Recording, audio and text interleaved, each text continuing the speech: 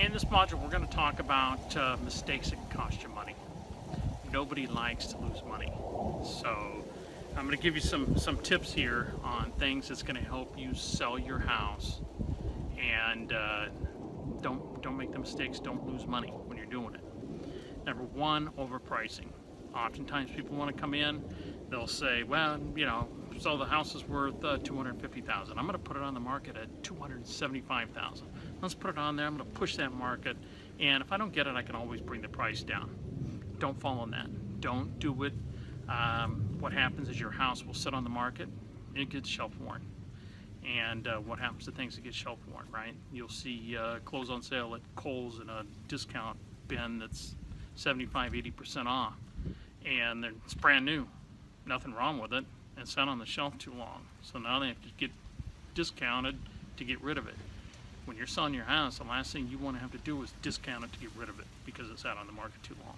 Price your house right. Don't overprice it. It's going to cost you money, I guarantee it. Another thing that you don't think about, you have a buyer come and look at your house. If you have an agent that's selling the house for you, you shouldn't even be talking to the buyers at all. If you're in a position where you have to communicate with the buyers, be friendly, but you don't really need to talk about the house. If you talk about the house, then limit your talking to this is the bedroom, this is the kitchen, this is this room. Things that it's business. If you want to tell a funny story and something great, something might make them feel good about the house, that's fine, but it has to appeal to most people. Otherwise, don't tell that story. So it's just best not to have to talk to the buyers, but maybe you're selling the house yourself, and obviously you're going to have to communicate with them. But you want to be very cautious about what you say, because something you say about the house could turn that buyer off. So be careful when you're talking to the buyers. That can cost you money. It could cost you money in the sense that you want $250 in the house, something you said makes them feel like you'll take less. You slipped and some sort of desperation came out. Maybe you told them about a defect that you took care of, so it's not a defect anymore. Well, now it is to them. So they're going to offer you less on that house. Just I caution you when it comes to talking to buyers. Not keeping your house clean and tidy.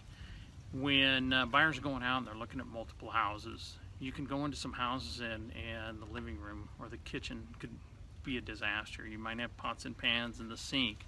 That's a turnoff for buyers. It also clutters the space. So one, they're turned off. Two, space is cluttered. They can't really see it as if they were going to live in there. So make sure you keep the house clean and tidy. Light and bright too. Light and bright. Curb appeal. Most people don't realize that when a buyer's coming to look at their house, they're driving up to the front of the house, and the first thing they're doing is what we call curb appeal. What's this house look like? If there's overgrown grass or weeds, untrimmed trees, chipped paint, things like this, 50% of those buyers are going to leave. They're never going to see inside of your house. The inside of your house could be pristine, and they'll pull up, they'll look, and they'll leave. Half of them. You can lose half of them just by the curb appeal of the house. Doesn't appeal to them. So you want to do yourself a favor. You're going to read through my book on how to sell a home for top dollar fast. You're going to read my 101 tips on how to make your house show more like a model home. You're going to implement these things. And that starts by standing at the street and staring at your house. So just know, if your house isn't up to it, half the buyers will never see the inside. That's going to cost you money.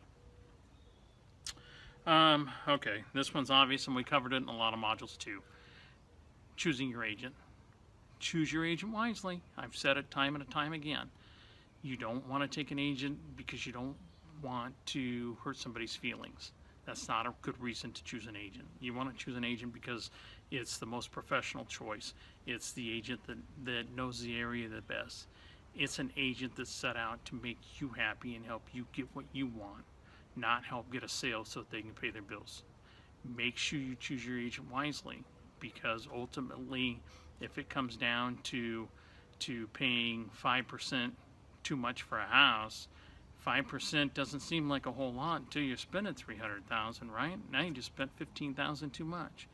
Maybe you can't ever win a house. Maybe you can't ever get the house to go into escrow and get an offer accepted. And maybe it's because of the way it's being presented or the advice you're getting from the agent. So choosing your agent for the right reasons, and those reasons are you. That's important. If you don't do it, you're going to lose money. All right. We'll see you in the next module.